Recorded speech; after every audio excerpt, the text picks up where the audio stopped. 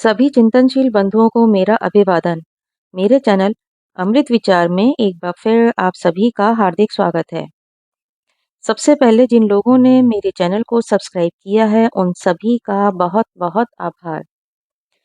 जिन लोगों ने अभी तक मेरे चैनल को सब्सक्राइब नहीं किया है या जो लोग पहली बार मेरे चैनल से जुड़ रहे हैं, कृपया मेरे चैनल को सब्सक्राइब करें, लाइक करें और ज़्यादा से ज़्यादा लोगों को शेयर करें, जिससे मैं इसी प्रकार अन्य जानकारियां ज़्यादा से ज़्यादा लोगों तक पहुंचा सकूं।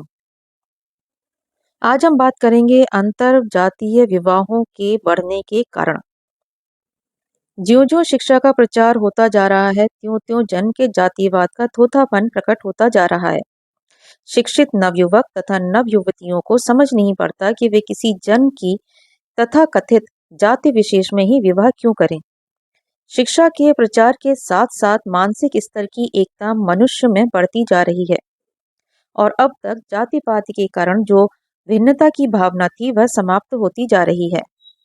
जन की एक ही जाति के पुरुष तथा स्त्री में शिक्षा की भिन्नता के कारण असमानता तथा जन की भिन्न भिन्न जाति के पुरुष तथा स्त्री में शिक्षा की समानता के कारण समानता बढ़ती जा रही है, जिससे अंतर विवाहों के स्थान में शिक्षित समाज में अंतर जातीय विवाह बढ़ते जा रहे हैं।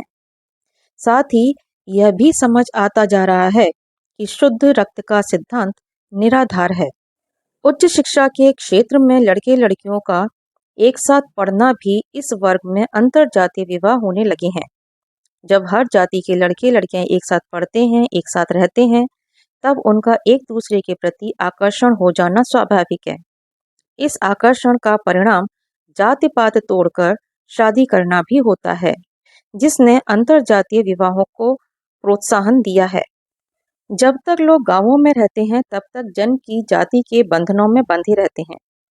इसलिए बंधे रहते हैं क्योंकि उस समय ये बुजुर्ग लोगों के बीच में रहते हैं और हर समय हर बात की रोक टोक होती रहती है।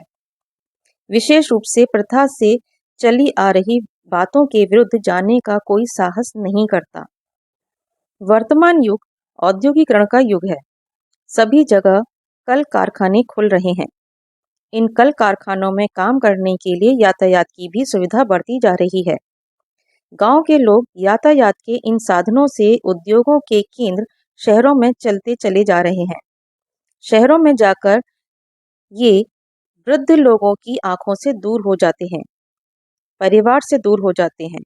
वहां उन पर रोक टोक करने वाला, उन्हें प्रथाओं की श्रृंखला में बांधे रखने वाला कोई नहीं होता। शहरों में होटलों में वे सबके साथ खाते हैं, कारखानों में सबके साथ उठते बैठते हैं। इससे भी जातीयता की दीवारें टूटती जा रही हैं और अंतर जातीयता की भावना बढ़ती जा रही है। और इसी भावना के कारण अंतर जातीय विवाहों का होना स्वाभाविक है। 19वीं तथा 20वीं सदी में हिंदू समाज में अनेक समाज सुधारक हुए, जिन्होंने जात पात पर कुठाराघात किया।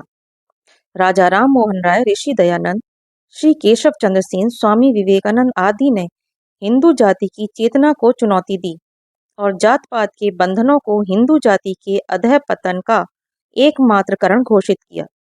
इनके आंदोलन का यह परिणाम हुआ कि भारत के अनेक नवयुवक जाति के बंधनों को तोड़कर विवाह करने लगे।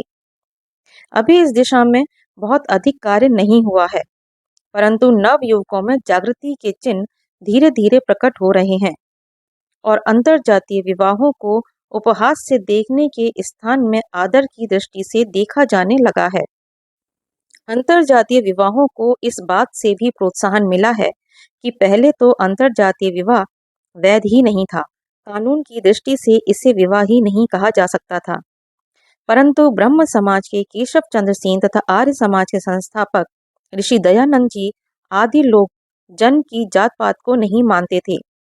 उनके आंदोलनों से ऐसे कानून बने जिनके आधार पर अंतर जातीय विवाह को कानूनी तौर पर मान्यता प्राप्त हो गई। उदाहरण के लिए 1872 में केशव चंद्र सेन जी के प्रयासों से विशेष विवाह कानून स्पेशल मैरिज एक्ट बना। इस कानून के अनुसार उन सभी लोगों को आपस में विवाह करने का अधिकार दे दिया गया जो किसी धर्म को नहीं मानते। इस कानून के अनुसार विवाह करने वालों को यह घोषित करना पड़ता था कि वे ना हिंदू हैं, ना ईसाई हैं, ना मुसलमान हैं, ना बौद्ध हैं, ना जैन हैं। वे किसी धर्म को नहीं मानते।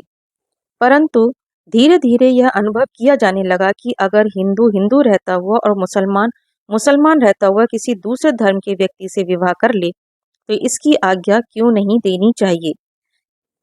इस आधार पर 1923 में विशेष विवाह कानून में जो 1872 के कानून के अनुसार विवाह करते थे, उनके लिए संशोधन हुआ, जिसके अनुसार यह कहने की आवश्यकता नहीं रही कि मैं किसी धर्म को नहीं मानता। 1923 में अंतर धर्म विवाहों को मान्यता प्राप्त हो गई, परंतु इन विवाहों को रजिस्टर्ड कराना आवश्यक था। 1954 में इस विशेष विवाह कानून में फिर संशोधन हुआ। अब तक तो विशेष विवाह कानून के अंतर्गत जो विवाह किए जाते थे, उन्हीं को इस कानून का लाभ मिलता था। परंतु अब 1954 के संशोधित विशेष विवाह कानून का लाभ हर व्यक्ति को मिल सकता था।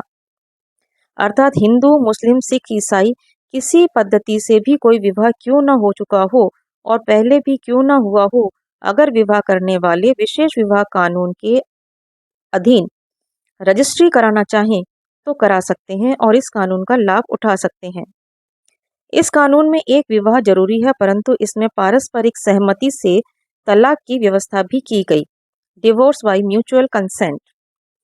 इस कानून के अंतर्गत जो शादी करेगा, उसके संबंध में चाहे वह हिंदू हो, सिख हो, ईसाई हो, मुसलमान, बौद्ध या जैन हो, यह समझा जाएगा कि वह अपने संयुक्त परिवार का सदस्य नहीं रहा। इस प्रकार विशेष विवाह कानून 1872 तथा उसके 1923 एवं 1954 के संशोधनों से अंतरजातीय विवाहों को प्रोत्साहन मिला। इसके अतिरिक्त जो आर्य समाजी जाति पात को नहीं मानते, उनके विवाह को वैध घोषित करने के लिए श्री घनश्याम सिंह जी के प्रयास से आर्य विवाह कानून, आर्यन मैरिज वैलिडेटिंग एक्ट बना। यह कानून इसलिए बना क्योंकि आर्य समाजी अपने को हिंदू भी कहलाना चाहते थे, जात पात को तोड़ना भी चाहते थे। हर हालात में वे अपने को हिंदुओं से इतना नहीं काट लेना चाहते थे जितना विशेष विवाह कानून वाले अपने को हिंदुओं से काट लेने के लिए तैयार थे। आर्य विवाह कानून का मुख्य रूप यह है, चाहे हिंदू कानून, प्रथा अथवा रिवाज कुछ भी हो, आर्य समाजी पुरुष और स्त्री का कोई विवाह जो इस कानून बनने से पूर्व अथवा पीछे आर्य समाज की विधि से संपन्न हुआ हो, फिर ये पुरुष और स्त्री भिन्न भिन्न जाति के ही क्यों न हो, या विवाह से पूर्व वे किसी अहिंदू धर्म के मानने वाले हों, नियम विरुद्ध नहीं माना जाएगा। आर्य समाजियों के लिए तो 1937 में आर्य विवाह कानून बन गया, परंतु जो हिंदू जाति पात तोड़कर विवाह करना चाहते थे और आर्य समाजी भी नहीं थे, उनके लिए क्या हुआ? उनके लिए पहले 1946 में हिंदू विवाह निर्योग्यता निवारण कानून बना, Hindu marriage disabilities removal act. इसका लक्ष्य सिर्फ हिंदुओं की उपजातियों में जहां विवाह नहीं हो सकता था, उस विवाह को वैधानिक रूप देना था। हिंदू किसी भी जाति में विवाह कर सके, यह नहीं था। सबसे पहले मैसूर में 1948 में अंतरजातीय विवाहों को वैध करने का कानून बना। इसके बाद 1949 में भारत के समस्त हिंदुओं के लिए हर जाति उपजाति में विवाह को वैध करार देने का हिंदू विवाह वैधीकरण कानून 1949 बना, हिंदू मैरिजेस वैलिडेटिंग एक्ट, जिसके अनुसार हर धर्म, जाति, उपजाति में हिंदुओं में विवाह हो सकते हैं। इन सब कानूनों के बनने से हिंदुओं के अंतरजातीय विवाहों में कानूनी रुकावट कोई नहीं रही। 1954 का हिंदू विवाह कानून अधिक व्यापक कानून है। हिंदू सामाजिक संगठन पर इसका बहुत अधिक गहरा असर है। इसने अंतर विवाह तथा अन्य सभी प्रकार की हिंदुओं की विवाह संबंधी समस्याओं को हल कर दिया है। आप लोगों को ये जानकारी कैसी लगी, मुझे कमेंट करके अवश्य बताइएगा और अधिक से अधिक लोगों को ये जानकारी साझा कीजिएगा और साथ ही मेरे चैनल से जुड़े रहिएगा। शेष चर्चा हम अगले वीडियो में करेंगे। धन्यवाद।